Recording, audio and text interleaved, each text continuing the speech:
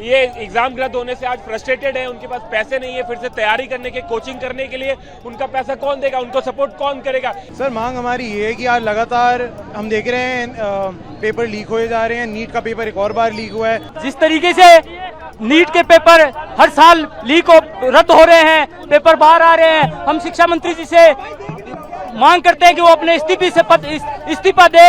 ये exam fees माफ करने से क्या होता है? कुछ नहीं होता है। देखिए, हमारी मांग है एनटीए बिल्कुल रूप से बैन होना चाहिए और जो आम जो छात्र है उसके साथ न्याय होना चाहिए। उनके मेंटल जो प्रेशर है, जो छात्र आत्महत्या कर रहे हैं, उनको फोरम का मुआवजा मिलना चाहिए। आप देख सकते हैं भाजपा सरकार कितनी तानाशाह हो चुकी है। 10 साल में 4 नीट के पेपर लीक हो चुके हैं। हर बार देश की शिक्षा मंत्री जी को ना शर्म आती है, वो आके टीचरों के ऊपर, दूसरे छोटे लोगों के ऊपर इल्जाम डाल देते हैं। पेपर रद्द कर देते हैं तो एक गरीब बच्चे पे क्या गुजरती है। कितने ही लोगों ने आत्महत्या कर ली है। ये एग्जाम रद्द होने से आज फ्रस्ट्रेटेड है, उनके पास पैसे नहीं है फिर से तैयारी करने के, कोचिंग करने के लिए। उनका पैसा कौन देगा, उनको सपोर्ट कौन करेगा? ये एग्जाम फीस माफ करने से क्या होता है? कुछ नहीं होता है। जो बच्चे गांव घर में जो साल दर साल अपनी मेहनत करे तो उनके मेहनत पे पानी फेर दिया गया है। ये बहुत शर्म की बात है। देखिए, हमारी मांग है एनटीए बिल्कुल रूप से बैन होना चाहिए और जो आम जो छात्र है उसके साथ न्याय होना चाहिए। उनके मेंटल जो प्रेशर है, जो छात्र आत्महत्या कर रहे हैं, उनको फोरम का मुआवजा मिलना चाहिए। उन तमाम चीजों को छोड़कर जो दोबारा एग्जाम हो रहा है वो पारदर्शिता रूप से होना चाहिए। जो इसके अंदर बड़े मगरमच्छ जो भाजपा नेताओं के नाम है, एनएसयूआई लगातार जब से पेपर आउट हुआ तब से लेके अब तक एनएसयूआई लगातार सड़कों पे संघर्ष कर रही है और हमारी पूर्णतः मांग है कि इस पूरी प्रक्रिया में जितने भी बीजेपी नेताओं के, बड़े बड़े नेताओं के जो नाम है वो नाम उजागर होना चाहिए और उनको सख्त से सख्त सजा मिलनी चाहिए, जो आम छात्र के साथ न्याय हो सके। मेरा नाम आदि करता है और मैं एक दिल्ली विश्वविद्यालय का छात्र हूँ और एनएसयूआई का एक सदस्य हूँ।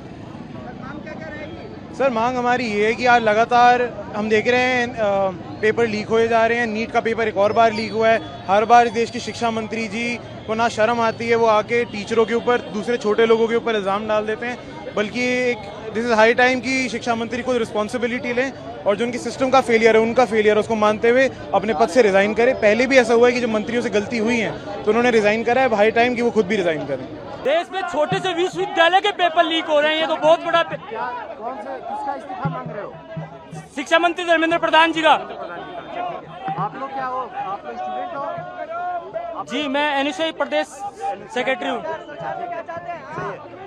ये बताओ, जिस तरीके से नीट के पेपर हर साल लीक रद्द हो रहे हैं, पेपर बाहर आ रहे हैं, हम शिक्षा मंत्री जी से मांग करते हैं कि वो अपने इस्तीफा दे और अपने पद को मुक्त करे।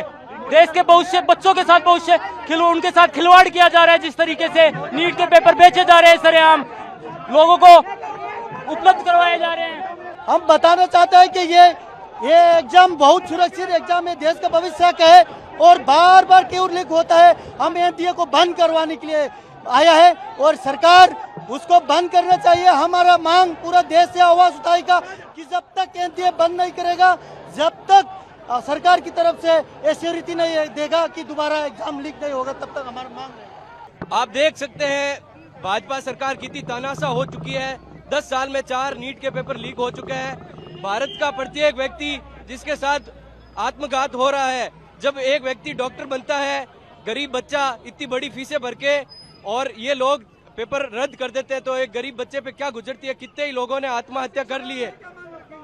हम चाहते हैं शिक्षा मंत्री इस्तीफा देते और एनटीए को बैन करना चाहिए। ये हमारी 2 मुख्य मांगे हैं और एनएसयूआई यहाँ नहीं रुकेगी, पूरे भारत देश में प्रदर्शन करेगी इन चोरों के खिलाफ, पेपर चोरों के खिलाफ। राजस्थान में भाजपा के कुछ लोगों का नाम इस पेपर लीक में शामिल हो रहा है, तो आप देख सकते हैं भाजपा का असली चेहरा आप लोगों के सामने है। एनएसयूआई जिंदाबाद। प्रभातखबर.com, विश्वास वही, रफ्तार नहीं।